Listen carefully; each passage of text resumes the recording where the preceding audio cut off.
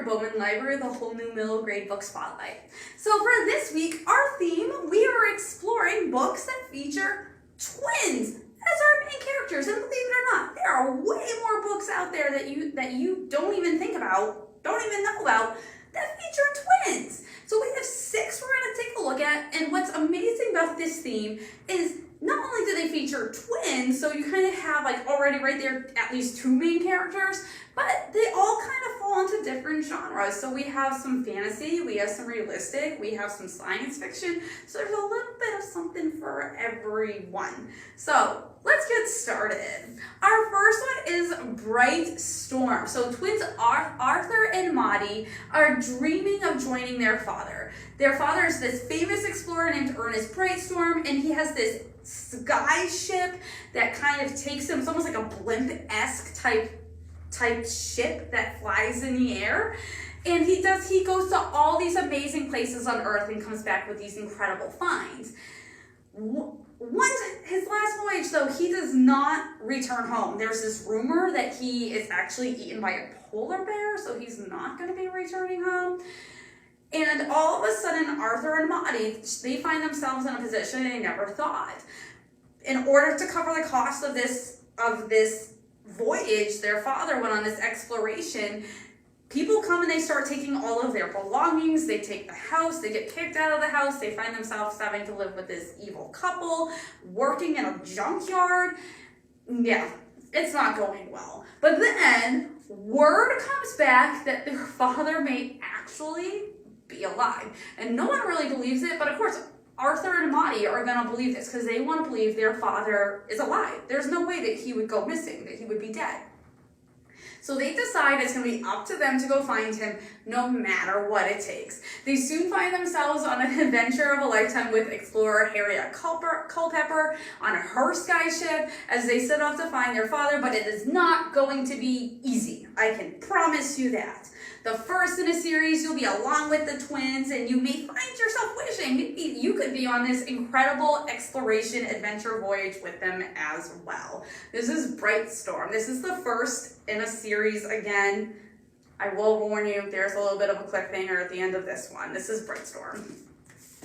Treasure Hunter. So we meet 4 siblings, 2 of which, there's Beck and Bick. They are the twins, and they also have 2 other siblings named Stormy and Tommy. And they have parents who are very adventurous treasure hunters. They go to the 4 corners of the globe, they go to the depths of the sea to find sunken ships, to find treasure. Anything from gold to swords to large artifacts, all types of things. Now, it is when their parents go off to New York State on a job to find this super important artifact, which they can't know about, it's a secret. They go to New York City and they disappear. No one can hear from them. The 4 siblings decide it's going to be up to them to go to New York City and find out what happened to their parents, find clues, maybe figure out what artifact they're looking for, and they end up going on this epic treasure hunt, scavenger hunt, to not only find this artifact, but to find their parents. And again, it's going to be super hard because A, they don't know what they're looking for. B, there's other treasure hunters looking for this artifact. C, they don't know what happened to their parents, who had them, what happened to them. Are those people going to come after them? But you'll be on this journey. You'll be solving clues, looking for clues right alongside the 4 siblings. Now, this is a lengthy series, so if you like a book that has a lengthy series, I'm talking it's at least at 8 books now. There's still more coming. This is one right here that you may want to start with, especially since if you like your humor and adventure mixed together, this has that. This is Treasure Hunters.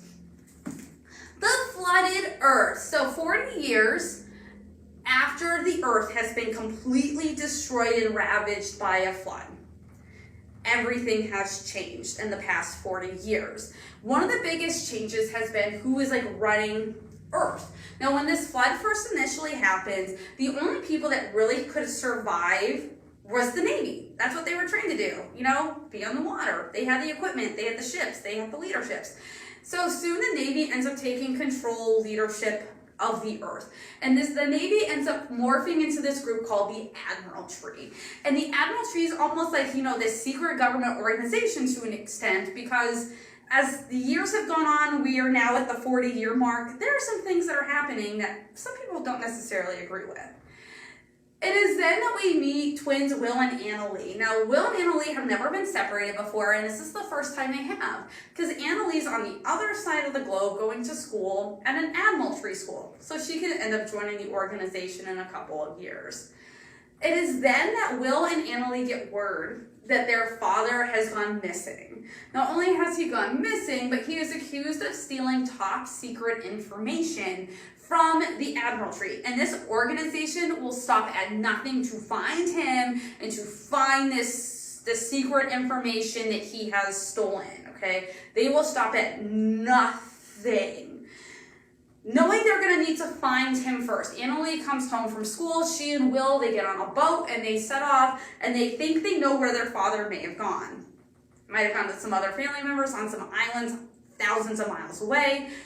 They decide they're going to try to get there first. Before they know it, they're having to outrace secret agents, pirates, cannibals, animals, all different things. This turns into an epic sea voyage race for survival. Who's going to find their dad first, either them or the Admiralty? And you will be on the edge of your seat, because I will promise you this. This has some serious twists and turns in it that you will not see coming. I can promise you that. Now, this is the first in a completed duology. You will want to read the second one as soon as you're done with this one, because there is a cliffhanger. I will tell you that as well. But again, this takes a unique look at what would happen if the Earth legit got flooded. How would we survive? This is the flooded Earth. The Hotel Between. So Cameron and Cassia have never met their father, and for their whole life they've been raised by their grandmother. The only thing they have of their father is they each have this necklace that has a coin on it, and they each have a different coin. Walking home one day, Cameron passes by this new strip mall that's been built, and he can't help but notice that on the strip mall there's a design, and this design looks really familiar because it's the same design that's on his coin, and this can't be a coincidence, right? So he decides he's going to go to inside this strip mall, and he's going to maybe see what the deal is, because it might actually lead him to some clues about his father. He goes inside the strip mall, and before he knows it, he is in the Hotel Between. Now, the doorman that's there, Cameron explains to him kind of what he's there for, what's going on, and the doorman offers to help him solve this mystery of his father, but in return, the doorman asks Cameron to help him with some of the mysteries that are happening at the Hotel Between. And soon Cameron is off on this adventure where he soon realizes he doesn't know who he can trust. There are changing and shifting alliances at every single turn. And there's treacherous magic throughout that people are willing to use at any moment. And there's no guarantee that he is going to get out of this alive or unscathed. Now, this is the first in a duology. You'll be on his journey with Cameron as he does everything he can solve the mystery of his missing father, but that may take things that he didn't even know he was capable of. This is the Hotel Between. The Tapper twins go to war with each other. Twins Claudia and Reese find themselves in a full-scale prank war with each other, and Claudia decides to figure out, how did it actually get to the point where we start our book at? Because at that point, it is pretty intense. It all starts when Reese accused her of farting in the cafeteria, and he said it loud enough that their whole grade heard it. The pranks then start to increase in scale, and before they know it, it is out of control, with people taking sides and figuring out who they want to fight for and who they want to support, and both of them don't know where the limits are, though, and one of the twins does cross the line, and they don't realize they're crossing the line, but it's one of those things, you don't realize where the line is until you actually do cross that line. There are some real-world consequences. Now, this is told in diary and interview formats. Like, for example, there's emails, there's a script of the interviews that they have, there's chat logs, there's even pictures, evidence pictures. You will be laughing out loud while also getting some possible prank ideas. I'm not saying you should do it, but you never know. Now, this is the first in a series. You will follow Claudia and Reese through other crazy adventures and situations between them in the follow-ups. This is the Tapper twins go to war with each other. And our last one is This Town Is Not All Right. So 12-year-old twins Beacon and Everly have not been having the best year so far. First, their older brother dies in a drowning accident. Next, in order to kind of help them get over their grief, their father decides the family needs to move from Los Angeles, California to this super tiny coastal town in Maine, which can't be any more different than their life in Los Angeles. And then as soon as they get there, weird things start happening. Like, for example, their car breaks down within like hours of being in this town. The weirdest thing, though, is that Everly, she joins this group at school that other students are part of, and it's called the Gold Stars. And the kids that are in the Gold Stars, Beacon thinks they're kind of weird. There's just something about them that kind of he thinks is off. And before he knows it, Everly has joined this group and she's become a completely different person.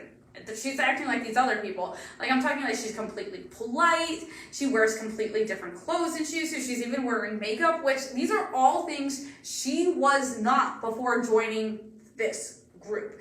Now, Beacon is worried about her because, again, this isn't her. She joins a group and it's almost like this is like, what is happening? He decides he's going to figure out what is going on in this town because he can't be the only one that thinks something's up. He soon meets a friend in Arthur, who's also kind of like a social outcast, and the two of them start to dig and poke around. And when they start to uncover a secret that people have been trying to cover up for the past 40 years, once they find it, once it's found out, there is no going back. There's no covering it back up. The suspenseful science fiction mystery will have you guessing at every turn. You will be trying to know what happens next type deal. You'll be wanting to skip ahead. You may find yourself hoping for a sequel. I will tell you right now, it is a standalone. If you like your suspense with some science fiction, with some mystery, even maybe some possible UFO activity, This Town Is Not All Right. So these are just 6 of the books we have here at the library that feature twins. Because, again, there's way more than what you ever thought, and more than these. So I encourage you to come out, check out one of these, explore something new, or we can help you find whatever that perfect book is you're looking for. I hope you tune back next week. We have a whole new middle grade book spotlight, and I hope you have an amazing week.